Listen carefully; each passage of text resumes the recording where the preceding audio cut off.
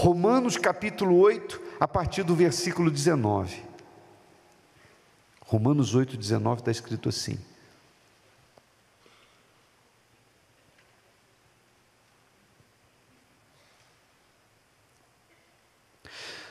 porque a ardente expectação da criatura ou da criação, você pode entender aí, espera a manifestação dos filhos de Deus. Ou seja, toda a criação, toda a natureza vive na ardente expectação. O que é ardente expectação? É um desejo extremo, um desejo grande, um desejo que aconteça logo. O que? A manifestação dos filhos de Deus. Porque os filhos de Deus serão tomados, serão tirados. Enquanto os homens naturais, e quando eu digo homens, entenda homens e mulheres, o ser humano natural, eles estão cada vez mais agarrados a essa terra, apegados a essa terra, são amantes dessa terra. Os filhos de Deus sabem que estamos aqui apenas de passagem, e enquanto estivermos vivos, o viver é Cristo, mas o morrer é lucro, porque nós não queremos essa terra. Então, quando houver essa manifestação dos filhos de Deus, ou seja, quando Deus fizer a separação dos bodes e das ovelhas, dos filhos e dos que não são filhos dele, então, o que vai acontecer? Essa terra vai ser destruída, como a gente vai ler mais adiante. No versículo 20 diz assim: porque a criação ficou sujeita à vaidade, não por sua vontade, mas por causa do que a sujeitou. Ou seja, a natureza hoje, ela sofre por causa da vaidade humana. Ela ficou sujeita à vaidade humana, não porque ela escolhesse. Os animais não escolheram isso, as árvores não escolheram isso, a terra não escolheu isso, mas ela ficou sujeita à vaidade humana desde o dia em que o homem, lá no jardim do Éden, virou as costas para a palavra de Deus e se sujeitou ao diabo. O homem só conhecia o bem. Deus disse: se vocês comerem daquele fruto, vocês serão conhecedores do bem e do mal. A partir dali o mal entrou.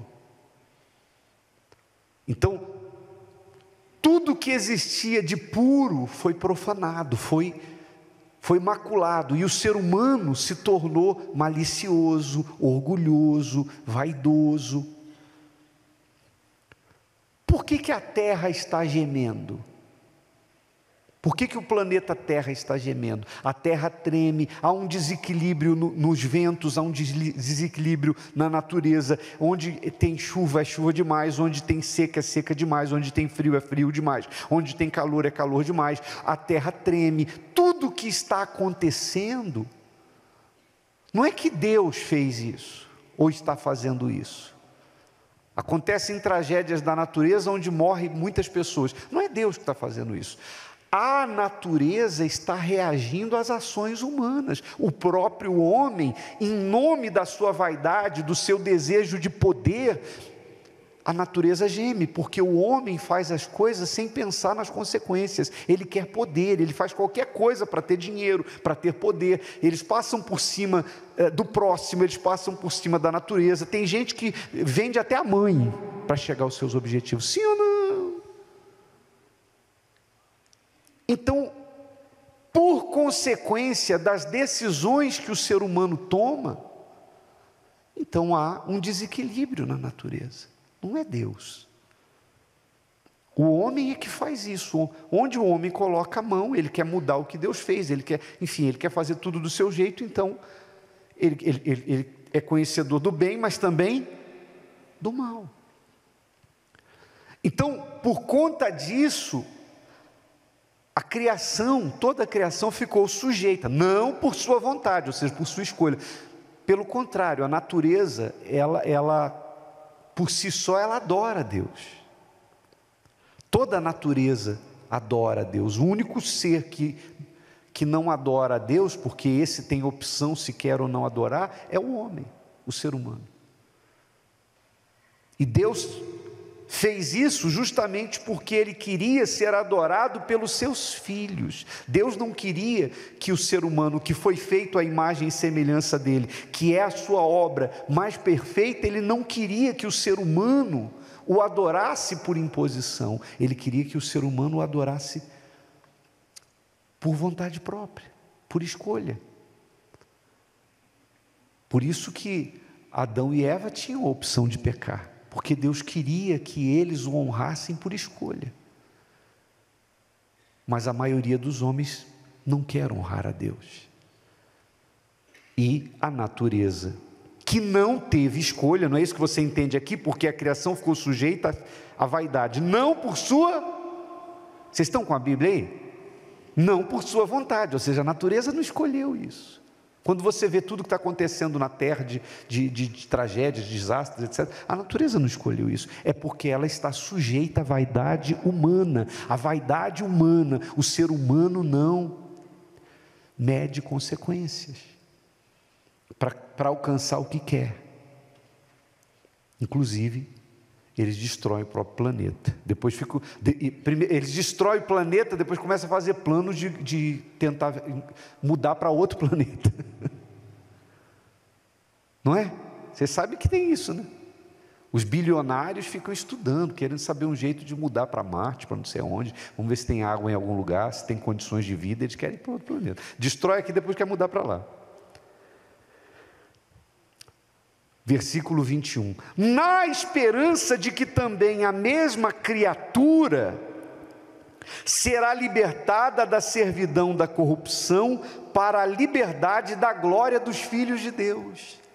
A natureza, assim como os salvos, os filhos de Deus, a natureza também deseja ardentemente, a criação deseja ardentemente que chegue esse momento. Por quê?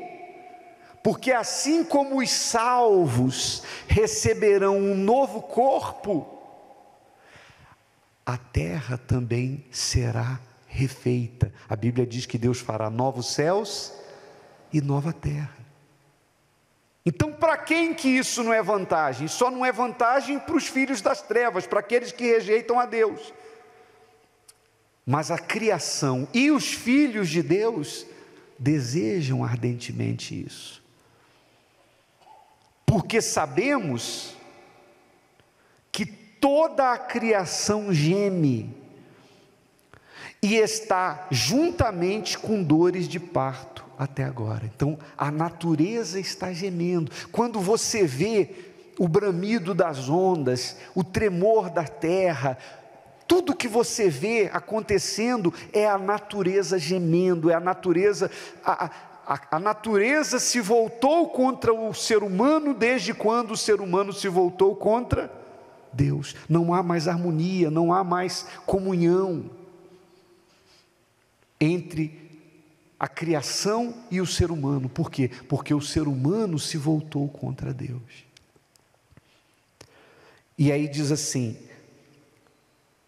e não só ela, não só a natureza geme, mas nós mesmos, que temos as primícias do Espírito, também gememos em nós mesmos, esperando a adoção, a saber, a redenção do quê?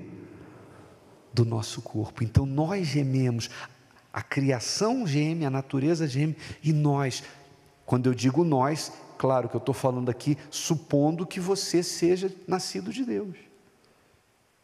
De repente você, que não é, está até difícil de entender o que eu estou falando. Fica até complicado esse tipo de assunto. Mas os nascidos de Deus, assim como a criação geme, os nascidos de Deus também não ficam com expectativas nesse mundo. Nós estamos aqui, sabemos que temos que, enquanto fôlego de vida houver em nós, nós vamos levantar de manhã, vamos fazer o que tem que ser feito, vamos trabalhar, vamos comer, vamos dormir, enfim, vamos viver. Mas nós sabemos que o nosso coração não está nessa vida. O viver é Cristo, o morrer é lucro. Porque assim como a natureza está esperando o renovo, quem é de Deus também está esperando o novo corpo. O homem natural adora esse corpo. Ele faz de tudo por esse corpo.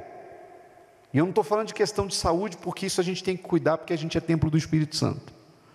Mas eu estou falando da adoração ao próprio corpo, sabe, o amor, o apego às coisas materiais, o apego a esse mundo. O homem natural, ele é da terra, ele é apegado às coisas da terra, mas os filhos de Deus aguardam a adoção. Amém, pessoal? Você já viu uma criança que está no orfanato? Toda vez que vai lá uma família para ver as crianças, elas ficam como? Será que eu vou arrumar um papai e uma mamãe? Será que eu vou ter um lar? Será que eu vou sair daqui para ter uma casa, meu quarto, minha cama? Elas ficam suspirando pela adoção. Então quem é de Deus não fica suspirando pelas coisas deste mundo, mas vive suspirando pela adoção. A gente não vê a hora do nosso pai vir buscar a gente para levar para a nossa casa fixa, a casa eterna. Quem está me entendendo faz assim.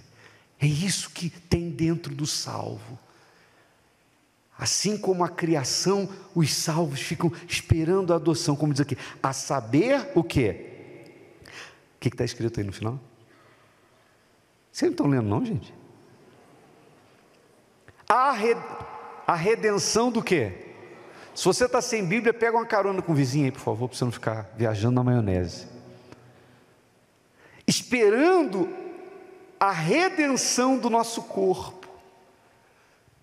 Jesus nos levará para si, como o pai adota o filho e leva para si. E nós vamos receber um novo corpo. O nosso corpo vai ser revestido da incorruptibilidade, e nós vamos receber um corpo que não sente dor, que não fica doente, que não enfraquece, que não envelhece, um corpo que não morre, um corpo que não chora. E assim como nós vamos receber novo corpo, Deus fará novos céus e nova terra. Então a terra quer essa renovação, os céus, o universo quer essa renovação, e nós queremos também. Quem é que não tem interesse nisso? Os homens naturais, porque eles amam essa terra. Eles são como diz nos filmes, terráqueos. Nós não somos terráqueos, nós somos extraterrestres. Amém, pessoal? Jesus não falou, meu reino não é nós somos ETs.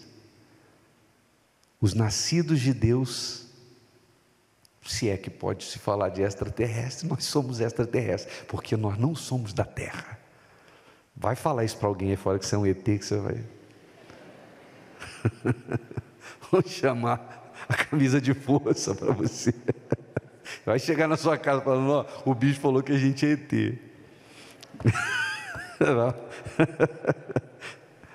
O homem natural não entende as coisas do Espírito. Abra em Isaías capítulo 65, versículo 17. Isaías capítulo 65, versículo 17. Olha que legal, pessoal. Olha o que é a nossa esperança. Deus prometeu, Deus profetizou através do profeta Isaías isso aqui. Porque eis que eu crio o quê? Novos céus e nova terra. E não haverá mais lembrança das coisas, está vendo? Nem mais se recordarão. Você que fica preocupado se lá no céu você vai lembrar ou não vai lembrar, está aí a resposta. Não haverá lembrança das coisas passadas, nem se recordarão. Tudo vai passar. Deus promete, Ele vai fazer. Estão destruindo. O ser humano, com a sua vaidade, está destruindo o planeta. Não tem problema não, para nós vai ter um novo. Amém, pessoal? Novos céus e nova terra. Para nós e para todos quantos Deus ainda chamar, que a gente está trabalhando para alcançar outros. Isaías também 66, 22, um pouquinho para frente. Isaías 66, 22. Por quê? Acharam? Porque como os novos céus e a nova terra que hei de fazer estarão diante da minha face, diz o Senhor, assim também há de estar a vossa posteridade e o vosso nome. Alegre-se não porque os demônios se submetem, mas porque o nome de vocês está no céu. Não foi isso que Jesus falou? Então, novos céus e nova terra, que hei de fazer. Ele falou que vai fazer. Você duvida? Deus disse que vai fazer novos céus e nova terra. Agora vamos lá para o Novo Testamento. É legal que a gente pega passagens distantes uma da outra e todas concordando, livros diferentes, escritos por pessoas diferentes, em épocas diferentes, pessoas que nunca se viram falando as mesmas coisas. 2 Pedro 3,13. Pedro escreveu, 2 Pedro, agora você vai lá para o final da Bíblia,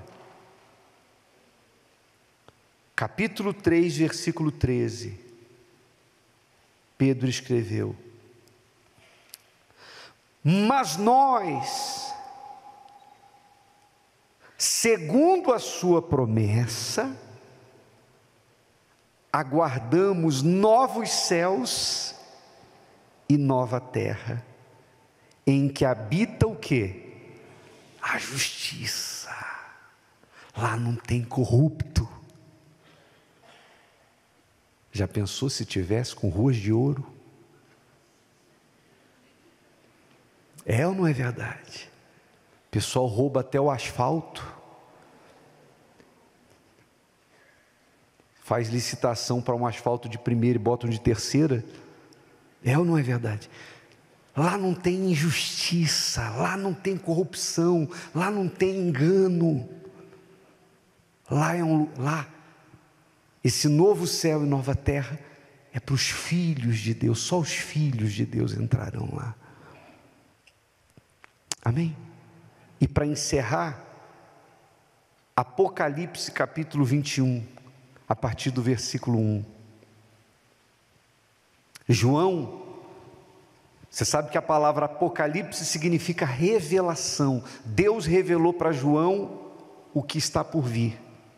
João viu a nós e até o que ainda vem depois de nós. E ele escreveu, e vi, Apocalipse 21, versículo 1. Esse aqui é lá no final da Bíblia mesmo, pode colocar nas últimas páginas da Bíblia que você encontra. E vi um novo céu e uma nova terra, porque já o primeiro céu e a primeira terra passaram, e o mar já não existe. E eu, João, vi a santa cidade, a nova Jerusalém, que de Deus descia do céu, preparada como uma esposa adornada para o seu marido. E ouvi uma grande voz do céu que dizia: eis aqui o tabernáculo de Deus está com os homens, pois com eles habitará, e eles serão o seu povo, e o mesmo Deus estará com eles, e será o seu Deus. Então João viu novos céus e nova terra, e viu uma cidade descendo do céu, sendo instalada nessa nova terra, que é chamada de tabernáculo de Deus, ou seja, a morada de Deus, a sede do governo de Deus, a cidade chamada Nova Jerusalém. Ele viu. Aí versículo 4. Aliás, deixa eu ler o 3. E ouvi uma grande voz do céu que dizia: eis que o tabernáculo de Deus está com os homens, pois com eles habitará, e eles serão o seu povo, e o mesmo Deus estará com eles, e será o seu Deus. E Deus limpará de seus olhos o quê? Toda lágrima. Que lágrima? Não é lágrima por causa dos problemas, era por causa dessa ardente expectativa, esperança. A gente geme nesse mundo, esperando a nossa adoção. Amém, pessoal? O nosso Pai nos levar para casa. Então Ele limpará dos olhos toda lágrima, e não haverá mais morte, nem pranto, nem clamor, nem dor, porque já as primeiras coisas são passadas. E o que estava sentado sobre o trono disse: o quê? Eis que faço novas todas as coisas. E disse-me: escreve, porque estas palavras o quê? São verdadeiras e fiéis. Agora, deixa eu descer para ficar mais perto de vocês aqui agora. Você quer ir para lá? Quem quer? Quem quer entrar na santa cidade? Quem quer? Você já foi em lugares bonitos aqui, no planeta? Quem já visitou lugares que tinham paisagens de tirar o fôlego? Levanta a mão. Quem já admirou o mar? O mar. Quem já foi fora do Brasil e você viu assim, algum lugar paradisíaco? Levanta a mão. Tudo isso aí é fichinha. Fichinha. Nada se compara a isso que Deus vai fazer. Isso aí vai ser para os filhos. Para os filhos. Deus preparará para os que o amam. Nem olhos viram, nem ouvidos ouviram. Não tem nada nesse mundo. Se você trocar isso, que é esperança. Agora, esperança é o que não se vê. Esperança que se vê não é mais esperança. Se você ver, você não espera mais. Se essa é a sua esperança, e você trocar alguma coisa desse mundo por essa esperança, você está trocando o direito de primogenitura pelo prato de lentilhas, como fez Esaú. Não tem prazer, não tem nada. Você quer mesmo? Quem quer? É fácil levantar a mão, mas você mostra que você quer justamente com o seu desprendimento com as coisas desse mundo. Como é que você trata as coisas relacionadas aos céus e como que você trata as coisas relacionadas à terra? Porque às vezes a pessoa diz assim: eu quero isso aí mais do que tudo, mas na prática ela é vagarosa para as coisas do céu, mas ela é rapidinha para as coisas da terra. Tem gente que para as coisas do céu, ela tem que ser empurrada para fazer. E as coisas da terra, ela é rapidinha, ela é rápida, ela é veloz. Para as coisas do céu, tudo é difícil, mas para coisas da terra, para coisas que interessam a carne dela, ela é ágil. Para as coisas do céu, ela está sempre morosa. Fala de batismo nas águas, tem gente que fica assim: não está na hora ainda, estou me preparando. Mas quando é para as coisas da carne, ela já está pronta. É só chamar que ela está pronta. Então não adianta levantar a mão. Vocês se aborrecem de eu falar dessa forma? Não adianta levantar a mão e dizer que você quer as coisas dos céus, se na prática você é vagaroso para as coisas do céu, mas você é rapidinho para as coisas da terra. Se você, para ler a Bíblia, é uma guerra, mas para assistir séries, maratona a noite inteira se deixar. Sim ou não? É ou não é? Bom, você não vai dizer que é, né? E eu não estou aqui acusando ninguém, eu sei da minha vida, cada um sabe da sua. É ou não é? Mas Deus vê se você valoriza as coisas da terra ou se você valoriza as coisas do céu. Para as coisas santas é difícil, mas para o pecado está sempre preparado. Deus vê. Deus vê a hora que você chega aqui, sabia? Detalhes. Se é para uma coisa secular, a pessoa chega antes da hora, mas para a reunião, ela está sempre, sabe, para as coisas da justiça, ela sempre fica deixando para depois. Deus vê os mínimos detalhes, é no nosso comportamento que Ele vê se nós valorizamos o céu ou se nós valorizamos a terra. Como somos para as coisas dele, como somos para as coisas do pecado, porque o salvo vive com a cabeça no céu. Você não precisa ficar na igreja o dia inteiro não, mas a sua cabeça tem que estar no céu o dia inteiro. Quem está entendendo faz assim. Fique de pé.